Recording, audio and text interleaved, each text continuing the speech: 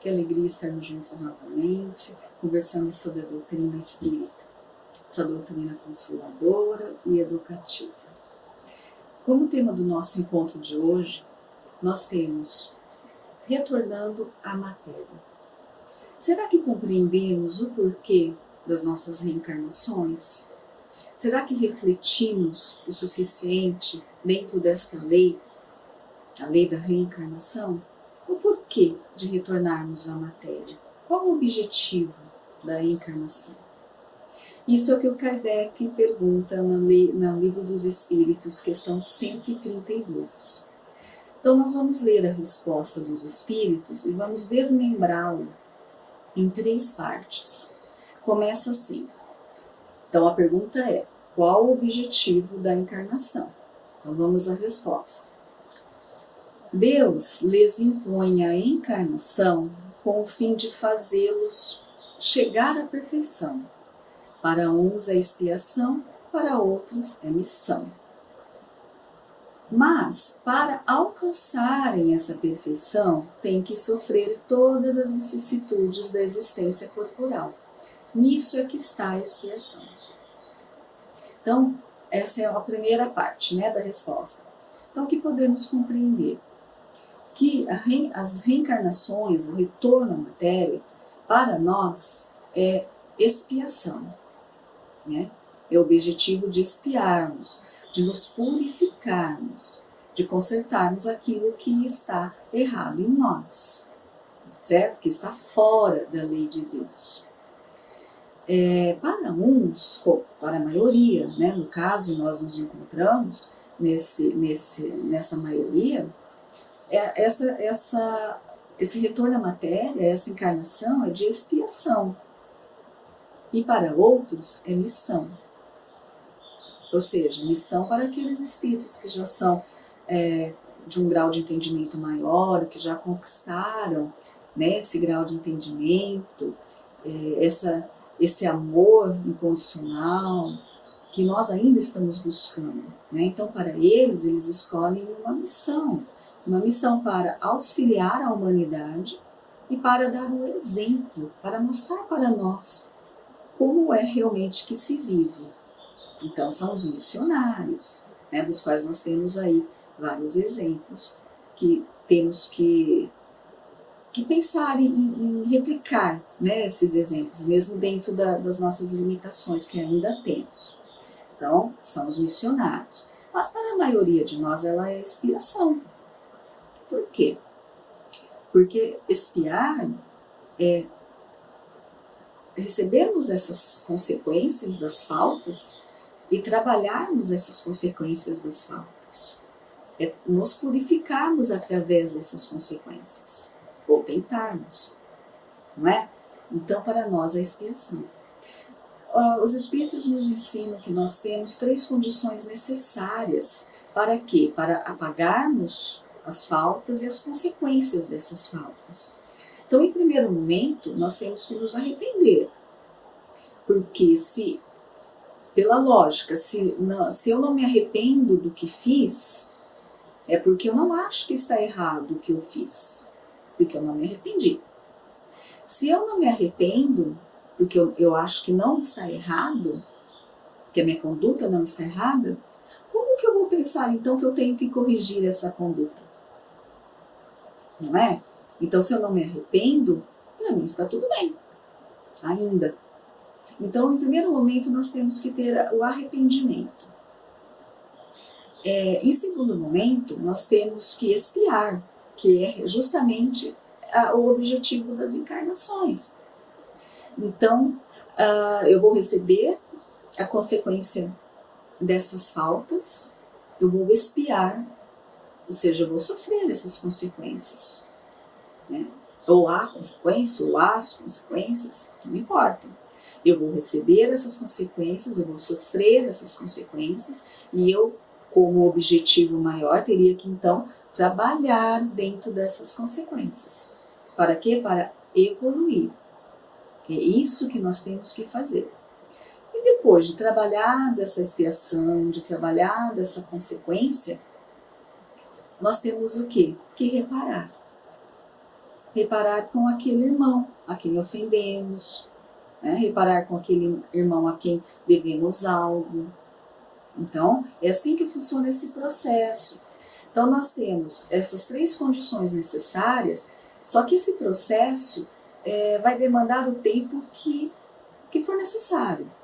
Isso é escolha de cada um de nós.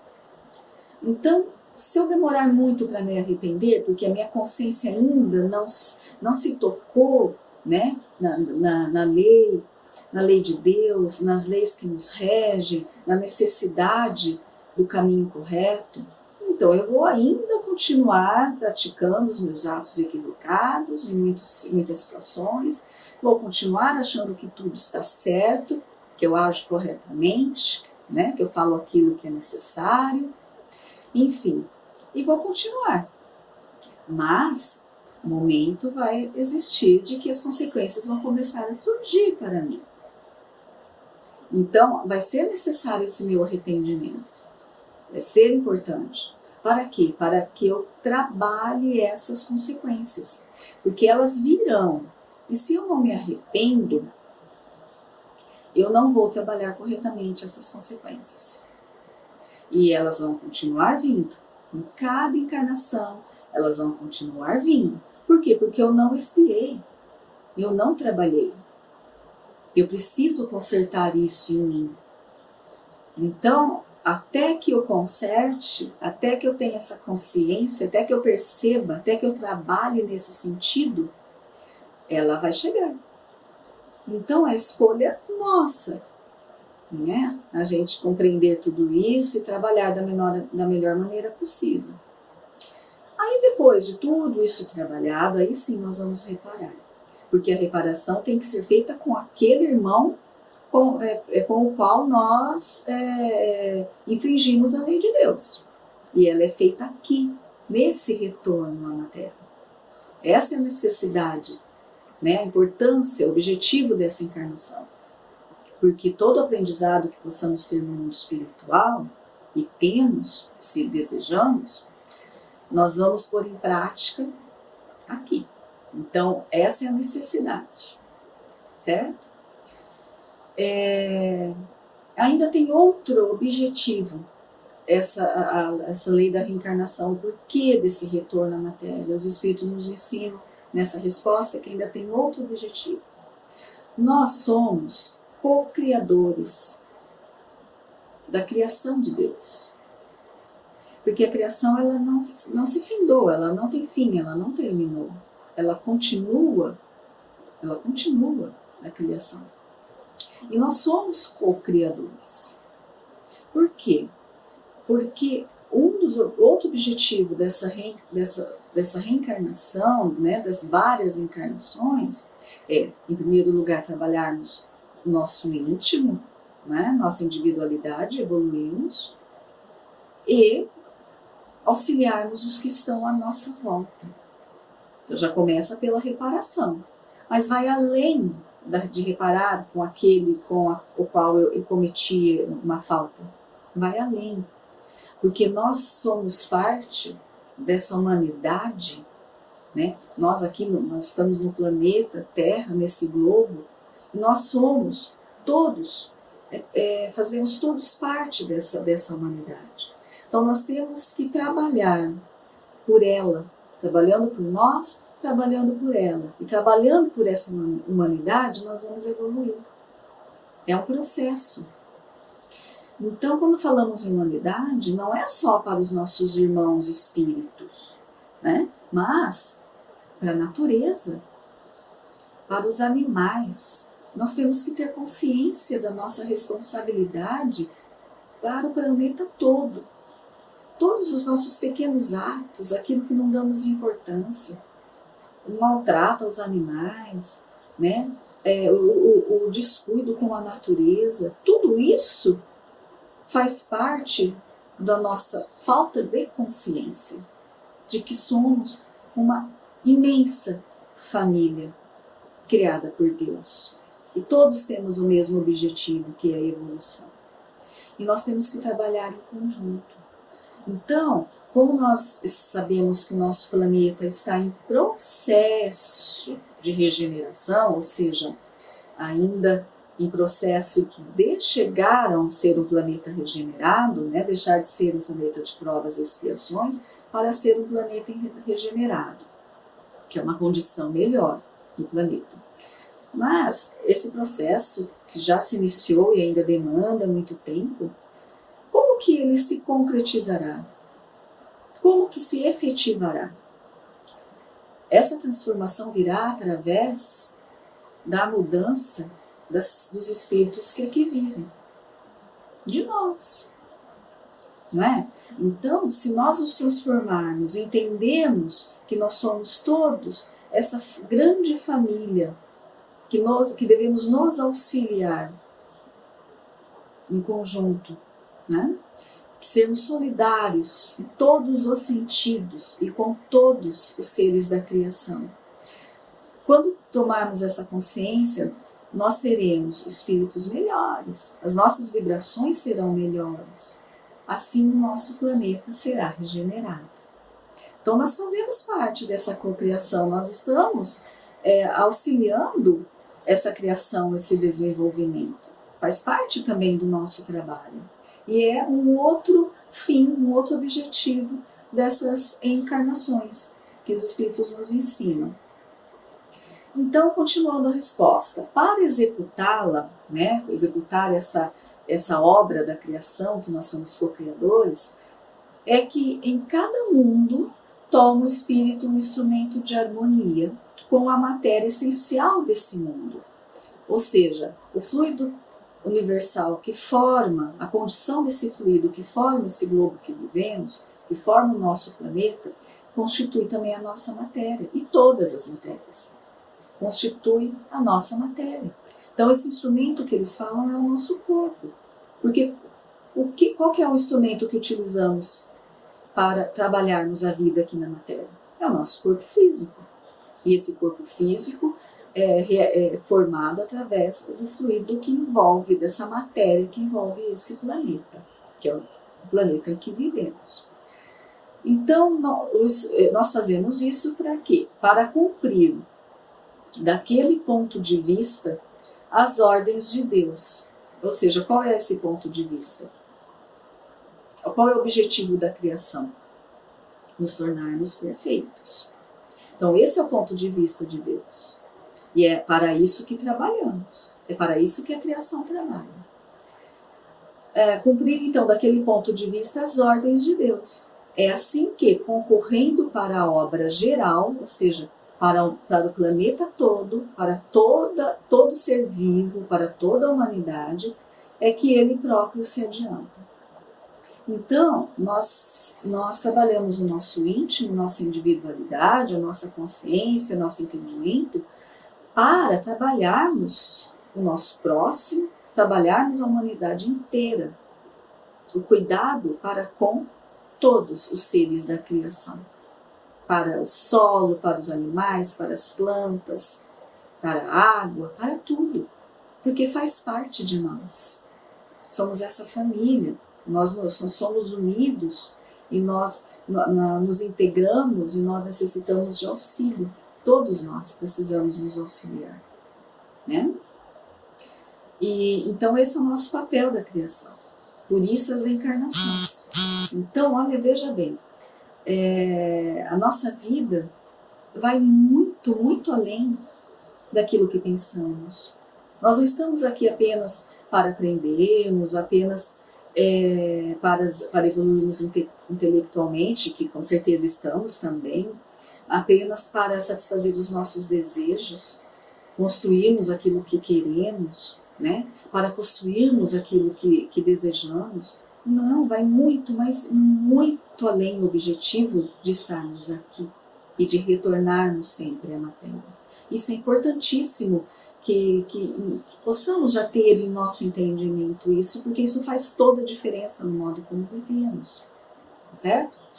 No livro Missionários da Luz, André Luiz, na psicografia de Chico, Alexandre, que é o mentor desse momento de aprendizado de André Luiz, ele fala algo muito importante relacionado sobre isso. sobre tudo isso que estamos falando. Então eu vou ler aqui para vocês a palavra fala de Alexandre, que é o mentor. No serviço de recapitulação ou tarefas especializadas na superfície do globo, a reencarnação nunca pode ser vulgar. Ou seja, ele está falando que nesse trabalho de retorno, nas reencarnações, dentro dessa lei de Deus, né? Dentro de todo esse trabalho, a reencarnação ela não pode ser vulgar. Ou seja, ela não pode ser feita de qualquer jeito, aleatoriamente, despretensiosa, sem que se dê importância a esse processo, porque ela é muito importante, ela é extremamente importante. Continua Alexandre. Para isso, então, né, para que realmente se dê essa importância necessária, trabalham aqui, né, lá no plano espiritual, centenas de técnicos em questões de embriologia e biologia, em geral, no sentido de orientar as experiências individuais do futuro. Veja bem, nós, a maioria de nós, e muitas vezes nós achamos que nossa vida é tão sem sentido, né? Tão sem sentido estarmos aqui, tão sem sentido tudo o que fazemos, não encontramos o sentido verdadeiro para a nossa existência, mas não nos damos conta de como, para chegarmos aqui, quantos irmãos trabalharam para isso?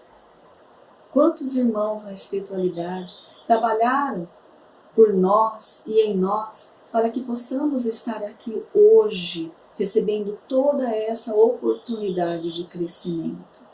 Alexandre diz que são centenas. Isso na colônia nosso lar. E existem muitas colônias por aí, no mundo espiritual.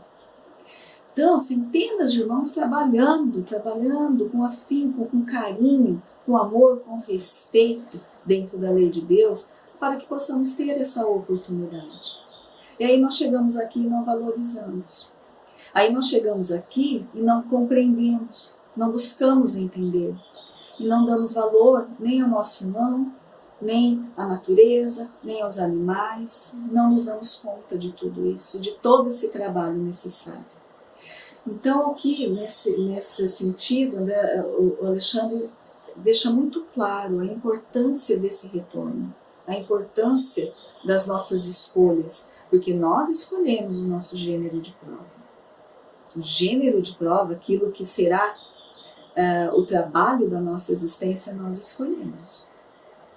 Então, os espíritos que já têm um certo entendimento, que já se abriram um pouquinho para a realidade espiritual, eles participam diretamente desse trabalho, né? Nessa construção do corpo, das oportunidades, da escolha de gênero, eles participam ativamente, diretamente. Mas todos os espíritos, mesmo aqueles que estão totalmente na inconsciência de tudo isso e não têm condições de opinar, nem de entender, nem de participar de nada disso, eles não são deixados de lado, porque a misericórdia de Deus alcança todos os seus filhos.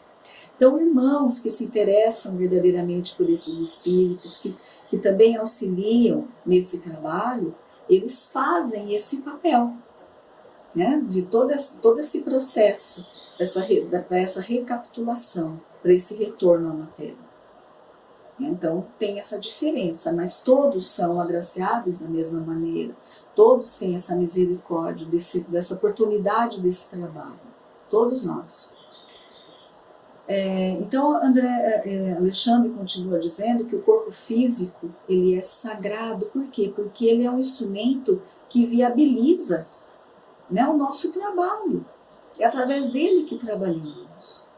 Por isso, o cuidado com o nosso corpo físico. Não da vaidade extrema, mas o cuidado sim, o cuidado com nossa alimentação, o cuidado com as nossas atitudes, né? Não nos colocarmos em riscos, o cuidado com a nossa higiene, o carinho, o cuidado, a atenção com o nosso corpo físico, porque é ele que é esse instrumento que viabiliza o nosso trabalho. É através dele que fazemos aquilo que nós escolhemos como as nossas provas. É através dele. Agora, continuando nesse livro Missionários da Luz, André Luiz então nos relata um diálogo que ele escutou ali nesse posto de trabalho, né, onde ele estava aprendendo sobre todo esse processo com Alexandre. Ele nos relata um diálogo muito interessante, de um reencarnante, né, um propenso à reencarnação, que está trabalhando a sua reencarnação, e o mentor desse espírito. Então, eu vou ler para vocês esse diálogo. Analisando um caso específico, interessante diálogo se desenvolveu. O reencarnante: pode informar se o meu modelo está pronto? Veja bem, o modelo do corpo físico, o modelo perispiritual, né, que vai formar o corpo físico. E o mentor responde: creio que poderá procurá-lo amanhã. Já fui observar o gráfico inicial e dou-lhe parabéns por haver aceitado a sugestão amorosa dos amigos, bem orientados. Olha quantos irmãos trabalham por nós. Sobre o defeito da perna, certamente lutará você grandes dificuldades no princípio da sua nova luta, mas a resolução lhe fará grande bem. Olha que interessante. Então, ele foi orientado por esses irmãos, por esses amigos, a ter um defeito na perna. E ele aceitou, porque o livre-arbítrio nosso é sempre respeitado. Ele aceitou. Continuando, então. Aí o reencarnante continua o diálogo. Sim, preciso defender-me contra certas tentações de minha natureza. Olha só o autoconhecimento. Agora ele já sabe aonde ele costuma cair, aonde ele costuma errar. Então ele precisa se defender, né, contra essa sua natureza inferior. E a perna doente me auxiliará muito, ministrando-me boas preocupações, ou seja, ela vai limitar muitas coisas na vida dele. Ser-me-á um antídoto à vaidade, uma sentinela contra a devastação do amor próprio excessivo. Olha que interessante. Então ele foi orientado a ter esse problema na perna, na sua próxima reencarnação, que ele está trabalhando para isso. Ele aceitou, porque ele usou do livre-arbítrio, né? E ele percebeu que essa dificuldade, mesmo sendo uma dificuldade que vai limitar sua vida, que pode atrapalhar muitas coisas, sua vida, muitos desejos, algo que ele gostaria de fazer, construir e ter, ele pode ser limitado por conta desse problema. Mas isso ele percebeu que para ele seria uma bênção. Por quê? Porque com certeza ele iria trabalhar dentro dessa limitação algo que é da natureza íntima dele, que é o orgulho, a vaidade. Então ele teria essa preocupação maior e ir deixando de lado esses outros sentimentos. Porque se ele retornasse sem problema algum, né, ele teria um grande risco de continuar errando dentro do orgulho e da vaidade excessiva, né, ou seja, do ego, de olhar só para si. É tudo isso que ele está querendo dizer. Então ele vai ter um outro objetivo agora. Ele vai ter algo que vai fazer ele sempre voltar para essas questões, para trabalhar essas questões. Então olha que interessante o diálogo que André Luiz nos trouxe. Isso é para refletirmos, para pensarmos dentro da nossa vida. Então olha como funciona todo esse processo de retornarmos à matéria. Não é algo vulgar, algo que acontece aleatoriamente e sem nenhum trabalho e por inconsequência, não. É um processo trabalhoso, é um processo de reflexão e envolve tantos irmãos que nos auxiliam. Todos nós passamos por isso, né? Então, ele escolheu o gênero da prova dele, que seria o quê? Ter esse defeito na perna. Ele escolheu, ele achou que realmente isso seria muito bom para ele, porque ele quer evoluir, ele quer crescer, ele quer espiar e quer se melhorar, né? Então, por isso que Emmanuel afirma que a lei das provas, isso é uma prova, né? Uma expiação. Então ele afirma que a lei das provas é uma das maiores instituições universais para a distribuição dos benefícios divinos. Isso está no livro O Consolador. Ou seja, o que Emmanuel quer nos dizer? Que as nossas expiações, aquilo que nos vem como consequência das faltas, é um benefício, é uma bênção, é misericórdia de Deus para nós. Porque a partir desses acontecimentos é que vamos abrir as nossas consciências, é que vamos ter oportunidade de crescimento e de não mais sofrermos as consequências. Então nós temos que ter essa visão, né? Esse é um dos objetivos de retornarmos. Então, para nos melhorarmos, para crescermos, evoluirmos e para atingirmos aquele fim objetivo, né, que é da criação, que é sermos perfeitos, Deus nos dá exatamente aquilo que precisamos, exatamente o que necessitamos, nem mais nem menos. Nós é que não nos damos conta disso e não sabemos aproveitar isso. Mas nós estamos naquele momento que devemos estar, naquele local que devemos estar, naquelas circunstâncias que devemos estar. Para quê? Para trabalharmos o que precisamos em nós. Sempre buscando, é claro, o nosso crescimento, buscando a inteligência, buscando o conhecimento, sempre, esse é o trabalho do Espírito. Mas dentro de tudo aquilo que nos é próprio e que, pela lei, nos é necessário, nem mais nem menos. Então, por isso que Jesus, em suas palavras, nos trouxe já toda essa informação e que nós ainda estamos buscando compreender. Quando ele diz assim, está em Mateus capítulo 18: portanto, se a tua mão ou o teu pé te escandalizar, corta-o e atira-o para longe de ti. Melhor te é entrar na vida coxo ou aleijado, do que tendo 2 mãos ou 2 pés, seres lançados no fogo eterno. E se o teu olhar te escandalizar, arranca-o e atira-o para longe de ti. Melhor te é entrar na vida com um só olho, do que tendo 2 olhos, serem lançados no fogo do inferno. Meus amigos, o que Jesus quis dizer então para nós? Que as nossas dificuldades, que aquilo que nós recebemos como consequência, é para nós a melhor oportunidade de crescimento. E que se, como esse irmão do diálogo, né, que André Luiz nos trouxe, se passamos a nos conhecer, se entendermos essas leis, essa lei de Deus e essas verdades, nós vamos escolher por essas provas. Nós vamos escolher por essas condições de adversidades. E que ótimo que possamos escolher corretamente, né? Que possamos escolher e que possamos trabalhar isso em nós, enquanto estamos encarnados. Porque essas limitações, não importa que tipo de limitação que seja, né? Que seja intelectual, que seja física, que seja financeira, que seja, enfim, não importa. É uma limitação, é algo que temos que trabalhar. Então, todas essas limitações são para nós oportunidades de crescimento.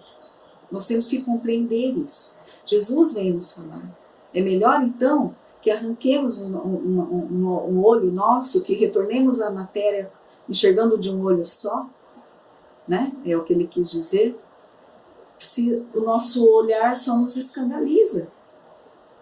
Ou seja, a gente só tem o olhar do erro, do engano, né, das inconsequências. Então é isso que Jesus quis nos dizer. Então agradeçamos por toda a nossa vida e toda a condição que ela se apresenta para nós, em todos os sentidos. Vamos agradecer e vamos entender que temos condições de trabalhar dentro de tudo isso que temos na nossa vida, que temos no nosso corpo, que temos como condições quaisquer que sejam elas, porque são as oportunidades, e na maioria das vezes escolhidas por nós.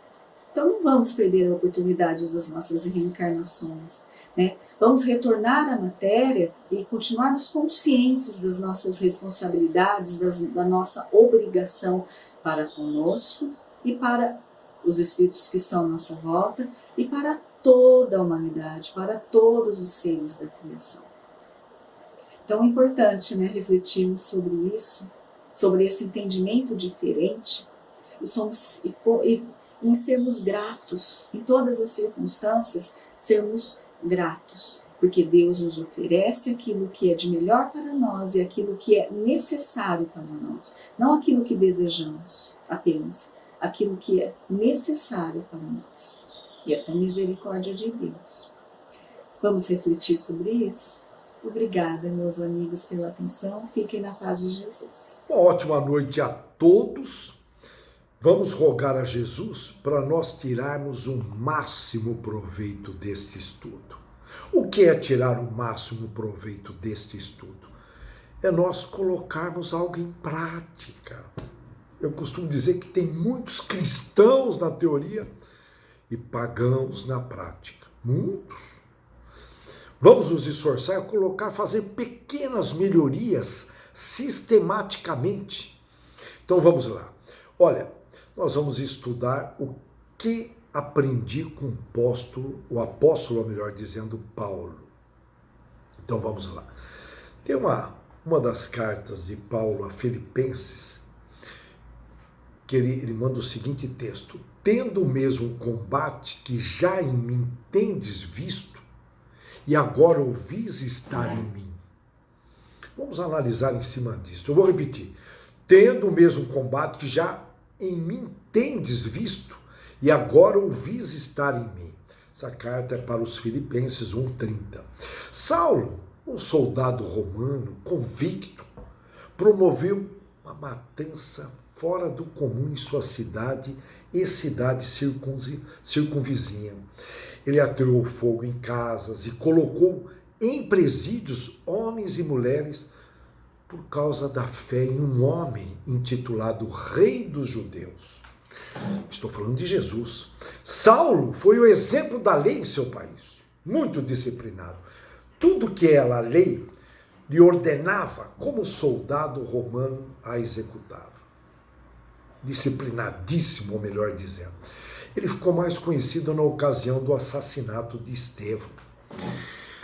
Estevão foi morto a pedradas por sua fé em Cristo, onde as suas roupas foram deixadas aos pés desse jovem chamado Saulo. E Saulo, a partir daí, começa então a perseguir um povo chamado de cristão. Olha só, onde quer que este povo se encontrava, Saulo seria para eles um terror. Colocava fogo, matava, entrando em casas, arrancavam homens e mulheres, crianças e metia-os na prisão. As crianças não, os adultos. Mas dá para imaginar o que ele provocava? Saulo nasceu em uma cidade chamada Tarso, lá na Ásia Menor. Não era um homem qualquer, era estudioso das leis judaicas. Falava 3 línguas, grego, romano e hebreu, onde foi instruído desde a sua mocidade, estudava muito, cuidadoso quanto às leis e ordens da mesma. E como tal, ele não poderia admitir palavras do povo que dizia que aquele homem que vira ao mundo, estamos falando de Jesus, era o Filho de Deus, de quem o povo não parava de falar. Era muita gente comentando, né? Você vê que era uma necessidade daquela população. Então era necessário, por motivos lógicos, silenciar aquelas palavras, mesmo que para tal houvesse prisões e mortes. E foi o que ocorreu. Em uma de suas corriqueiras viagens a trabalho, iria a Damasco, onde estava perseguindo mais um daqueles povos que se chamavam Povo de Deus. No caminho, teve um dos encontros mais inesperados de sua vida, onde também houve a maior mudança de sua história. De repente, uma fonte de luz intensa vem ao encontro dos seus olhos e o joga ao chão. Olha o poder da energia. Sem saber o que fazer, Paulo ali, né, com toda aquela autoridade, ele se questiona sobre o que estava ocorrendo. Em meio àquela confusão surge uma voz que o interroga, dizendo: Saulo, Saulo, por que me persegues? E ele perguntou: quem é, Senhor? E a resposta: eu sou Jesus, a quem tu está perseguindo. Isso está em Atos 9:5. No mesmo instante, Paulo fica cego. Olha aí a importância disso. Não foi fácil ele cair em si. Tinha que ter um evento desse naipe. Nós estamos lidando ali com um militar. Cabeça de militar não é fácil, não. E ali, ele não poderia ver quem estava à sua frente. Né? Quem ou que estava à sua frente. Não podia ver. Em meio àquela escuridão, Jesus, a quem Saulo persegue, ou melhor, perseguia, lhe dá instruções do que fazer a partir daquele momento. O ponto-chave da vida de Paulo, ou melhor, Saulo, ainda não era Paulo, estava na sua obediência. Ele era muito obediente. Aquela voz era estranha para ele, mas sabia reconhecer uma autoridade, e ele era submisso a uma autoridade, apesar de ele ser também uma autoridade. Saulo não questionou, porque estava cego. Olha a importância, entre aspas, da dor como agente de transformação. O ideal é que isso viesse através do amor, da sabedoria, mas com Paulo foi assim. Apenas ele seguiu aquelas palavras de Jesus, reconheceu dentro em si aquela voz que lhe falava com autoridade e poder. A voz mexia com ele, silenciava a sua autoconfiança. Sempre lembrando que para chegar em autoconfiança tem que ter muito autoconhecimento, autocontrole na sequência. Aí você obtém a tal da autoconfiança. Então aquela voz silenciava aquela autoconfiança dele, do Saulo, e calou sua razão e, consequentemente, o conhecimento de lei que ele tinha de sobra. Em Damasco ficou 3 dias esperando que viessem outras informações de cima, celestes, a fim de resolver a sua situação. Enquanto isso, orava e buscava a Cristo. Olha, quem que imaginava? E aí, um homem chamado Ananias foi informado por Cristo que deveria até lá se encontrar com Saulo. Ananias teve medo de imediato, devido à fama de Saulo. Não havia cristão que não soubesse quem ele era. É importante a gente ter consciência disso, a gente nem imagina o que ele fazia. E aí ordenou-lhe Jesus: levanta-te, vai à rua chamada direita e procura um homem que veio de Tarso, chamado Saulo, pois eis que ele está orando. Fala de Jesus. Respondeu Ananias: Senhor, há muitos ouviram acerca desse homem, quantos males ele tem feito aos teus santos. Santos na época eram os cristãos que acreditavam em Cristo, eram chamados de santos. E aqui o Saulo, o poder dos principais sacerdotes para prender a todos os que invocam o teu nome. Disse-lhe, porém, o Senhor Jesus: vai, porque Saulo, é para mim um vaso escolhido para levar o meu nome perante os gentios e os reis e os filhos de Israel. Olha, ao retomar sua visão, como que uma escama caísse de seus olhos, sua visão da vida nunca mais seria a mesma. Olha que importância de cair em si. Alguns de seus valores se alteraram. De Saulo passa a ser chamado de Paulo, uma espécie de resignação perante a Jesus. Nós sabemos que Paulo em grego significa insignificante. Então ele mudou de Saulo para Paulo.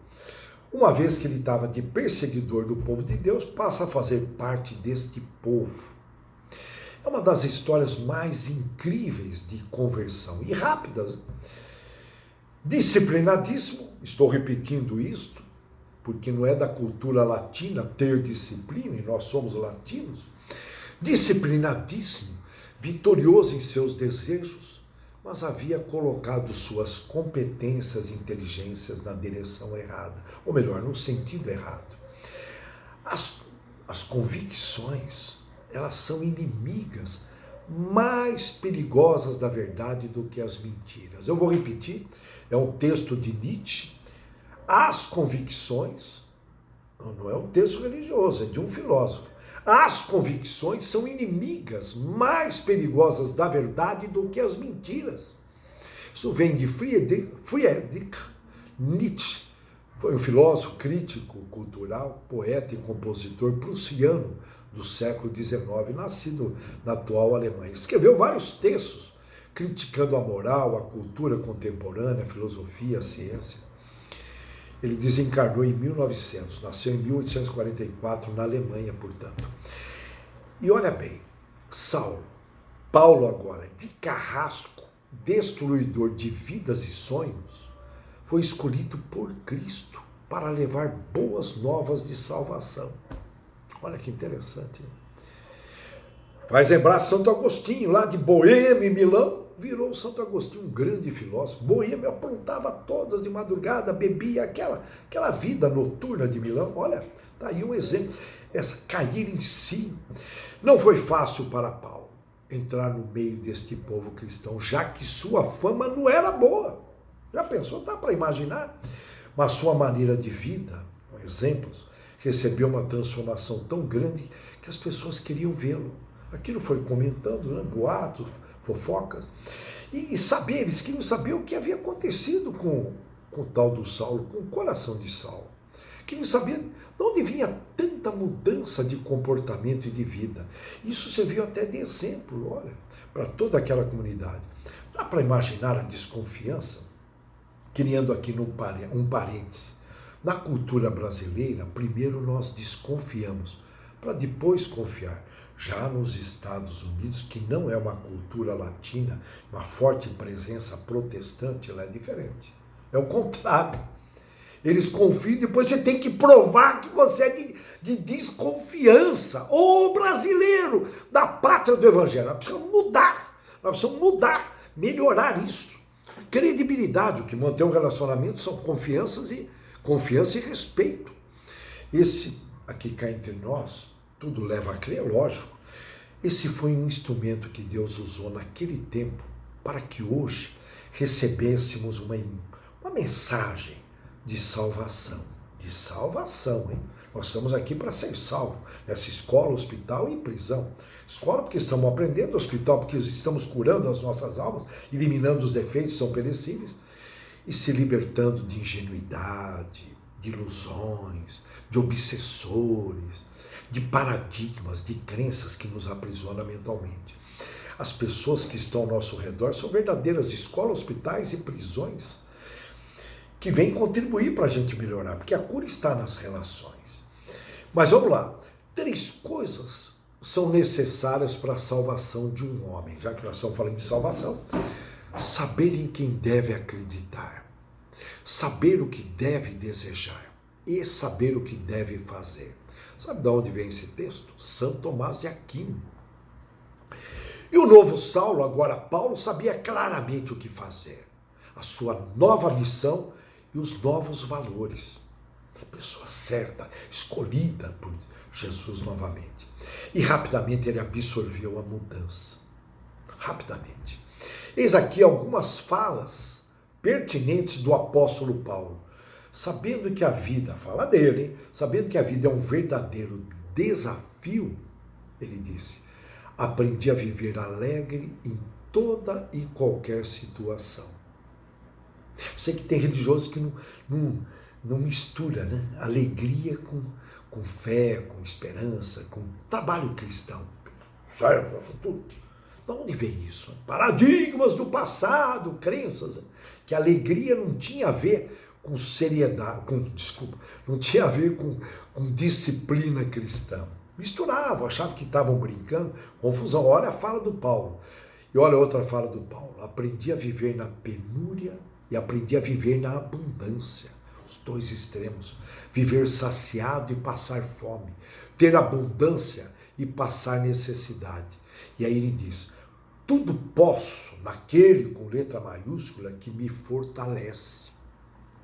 Olha aí, textos do Paulo, que sabedoria. Ele sabia, Paulo, que estava sujeito a tudo, tanto a coisas boas como a coisas não boas, mas aprendeu a viver com paz no coração, não se deixando abater pelas circunstâncias, você vê, pelo externo, voltado mais para o interno, preparado para tudo, em outras palavras. Surgiu, contudo, um momento, voltando lá, em que o Senhor lhe convoca o espírito a outro gênero de batalha, o combate consigo mesmo, vencer a si mesmo. Olha, a vida, nós temos que agradecer. E aí, vamos trazer um texto que contribui muito, texto filosófico e religioso. Quem conhece os outros é inteligente. Quem conhece a si mesmo é iluminado. Quem vence os outros é forte. Quem vence a si mesmo é invencível. Esse texto é de Lao Tse, 604 a 507 a.C. Ele foi um filósofo da China antiga. E aí ele se atribui à fundação de um movimento filosófico que mais tarde se transformou em religião, o tal do taoísmo, cujo objetivo, olha que interessante, o objetivo principal do taoísmo é a obtenção da paz absoluta, da paz contínua. Olha aqui, esses irmãos contribuíram muito para nós chegarmos onde estamos aqui, com o espiritismo / cristianismo. Eu falo barra, né? Tá tudo junto. E aí, só se pode alcançar um grande êxito quando nos mantemos fiéis a nós mesmos. Eu vou repetir, esse texto é do Nietzsche. Só se pode alcançar um grande êxito, estou falando pequeno não, pode ser pequeno também, quando nos mantemos fiéis a nós mesmos. E Paulo foi fiel a si mesmo. Paulo foi, nos dois momentos, como Saulo e como Paulo. É mais valente quem vence seus desejos do que quem vence seus inimigos, pois a vitória mais difícil é sobre si mesmo. Aristóteles, olha, Aristóteles, que foi o mentor de Platão. Platão foi discípulo de Aristóteles. E Platão é o nosso Allan Kardec. Eu acho que Platão, ele passou aí por várias reencarnações, aí relembrando, né? Como Jean Rus, como São Francisco e Allan Kardec, até chegando aqui, só estou recordando algumas, né? Como tudo leva a crer, como o nosso Chico Xavier. Só relembrando, é Aristóteles, mentor de Chico Xavier, mentor de Allan Kardec. Paulo demonstrava ter aí autoconhecimento. Para ter esse autocontrole, nós já comentamos. E tem gente que quer ter autocontrole sem mergulhar em si. Nós temos que investir em autoconhecimento. Talvez seja aí uma das principais missões nossas. Investir pesadamente em autoconhecimento. Pesquisando junto à esposa, qual é o perfil do marido nota 10, que nota você dá para mim, os filhos. Para se conhecer, como os filhos se veem, nós temos que conversar com as pessoas que estão ao nosso redor. Investir no tal do sinaleiro, antes de dormir, perguntar para si mesmo, não é verdade? Vermelho, o que eu tenho que parar de fazer? O amarelo, o que eu tenho que dar atenção? O verde, o que eu tenho que passar a fazer? E perguntar por quê. E anota isso numa espécie de diário, que ali você vai se conhecendo em períodos que nós estamos vivenciando de grandes e rápidas mudanças. Por isso, vamos voltar para cá. Vencer a si mesmo não era problema para Paulo. Ele foi muito bem escolhido, um espírito preparado. Agora, vencer a si mesmo incessantemente, continuamente, gera uma disciplina contínua. E a gente sabe que sem disciplina a gente não tem êxito. Disciplina em todos os aspectos, não só no profissional, na vida familiar, social, mas principalmente na vida como cristão. A vida militar provoca essa virtude da disciplina, e é sabido, né? É sabido que dito eu, que para realizar essa missão que Paulo foi convocado, não poderia ser uma pessoa despreparada nesse sentido, uma pessoa civil. Na minha opinião, por favor, não poderia ser. Lógico que tem as exceções. Não quero aqui generalizar. E voltando para o trevo de Damasco, Chegada essa hora, Paulo de Tarso cala-se, olha a importância de calar e ouvir, né? Quebra-se a espada, podemos dizer, nas mãos para sempre, elimina a violência, entre aspas.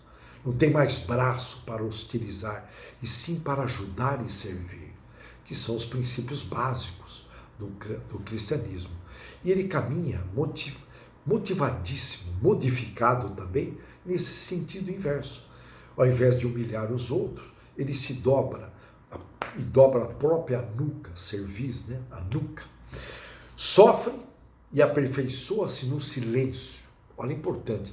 Eu não gosto de chamar de sofrimento. Ele aprendeu, se curou e se libertou. Mas vamos usar. Ele sofre e aperfeiçoa-se no silêncio. Olha a importância de praticar o silêncio. Com a mesma disposição de trabalho que o caracterizava nos tempos que ele não enxergava isso. Ele não visualizava. Podemos dizer, nos tempos de cegueira.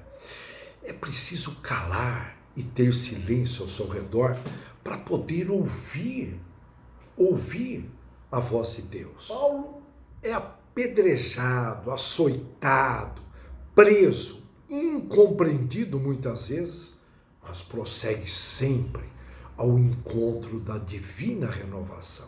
Aqui cá entre nós. Chegar uma hora, está chegando aqui no século XXI, que a renovação espiritual vai se tornar uma necessidade. Tem muita gente que não encara dessa forma, vai se tornar devido aos novos problemas de ordem psicológica, psiquiátricas que estão vindo aí. Então nós precisamos tomar muito cuidado e levar mais a sério essa renovação espiritual.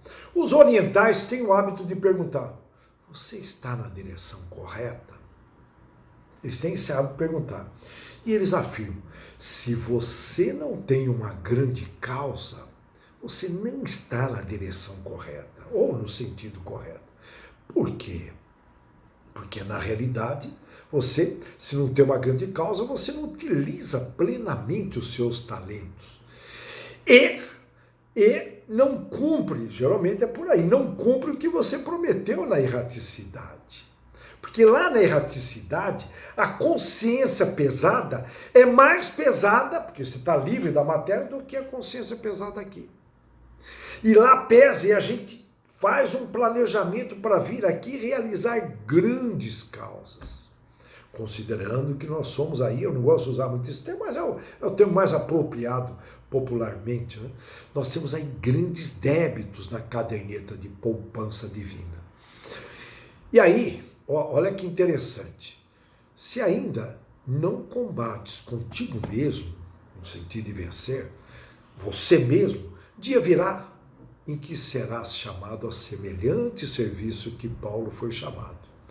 Na subida do degrau, dessa escada para a renovação espiritual, o teste vai ficando cada vez mais enérgico. E para subir tem que ser consistente, não dá para enrolar, não dá para ser meia boca. E aí outra frase do Nietzsche, que eu admiro muito como filósofo: a vida vai ficando cada vez mais dura perto do topo. De onde que esse camarada tirou isso naquela época? A vida vai ficando cada vez mais dura perto do topo. E vai. Conforme a gente vai evoluindo no intelectual e no moral, o que vai ocorrendo? Os testes, as provas são muito mais acentuadas. Trata-se de promoções. Portanto, orar e vigiar. Prepara-te. Prepara o coração, a humildade e a paciência. Os exemplos de Paulo nesse sentido. Paulo, fala dele. Saiba que nos últimos dias, fala do Paulo. Saiba que nos últimos dias virão tempos nada fáceis, em que haverão homens gananciosos, avarentos, amantes de si mesmos, com aparência de piedade, conversa bonita, mas negando, a conversa bonita é mais a minha parte, mas negando a eficácia dela. Desses, conselho de Paulo, mantenha distância. Olha aqui. E já ele tem mais uma colocação de Paulo fantástico. Já é hora de levantarmos de nossa inércia. Inércia. Olha, frase de Paulo de Tarso. Já é hora de levantarmos de nossa inércia. Por mais que a gente esteja aí, não, sou espírita, eu ajudo uma entidade beneficente, Mas será que nós estamos dando o máximo conforme nós prometemos? Os Espíritos fizeram grandes promessas. Lembra, nós somos os últimos chamados. Paulo de Tarso está orientando muito bem. Conforme caminhamos para a regeneração, o planeta Terra, sem sombra de dúvida, precisará de muitos Paulos. Muitos Paulos. Olha o perfil de Paulo, nós temos que analisar e copiar este grande exemplo, esse irmão que foi e continua sendo, com certeza ele está trabalhando, um grande exemplo. Se você pedir a Cristo, bate a porta do meu coração, aí vai lembrar o que está em Apocalipse 3,19. E está lá, eis que estou à porta e bato.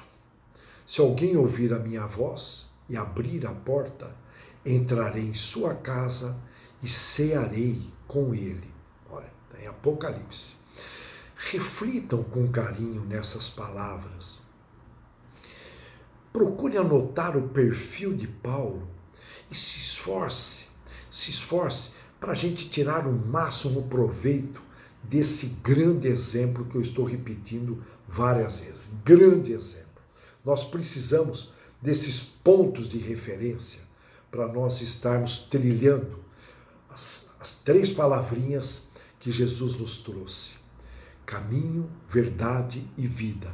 Não sei se eu estou invertendo algumas delas, mas, enfim, eu guardo como CVV, que faz lembrar, lembra? CVV, né? Na verdade, olha, o CVV que ouve, está aí esse telefone disponível para as pessoas que precisam desabafar. E nós temos aqui em Bauru uma sede com muitos irmãos empenhados em contribuir, espaço para a pessoa desabafar. E eu guardo como CVV, caminho, a verdade e a vida. Está aí. Olha, irmãos, eu desejo que vocês coloquem algo em prática. Tem que escrever e perseguir, porque escrevendo fica uma lembrança. O japonês chama de kanban. Nós precisamos estar lembrando. Se você guarda na memória, esquece. Nós estamos num período de excesso de informações, excesso de tudo, né? Quantidade, a era da quantidade. Então precisamos tomar muito cuidado. Eu desejo a todos, portanto, sucesso nessa caminhada. E que Deus, logicamente, abençoe a todos nós. Que Deus ampare a todos nós. Que assim seja.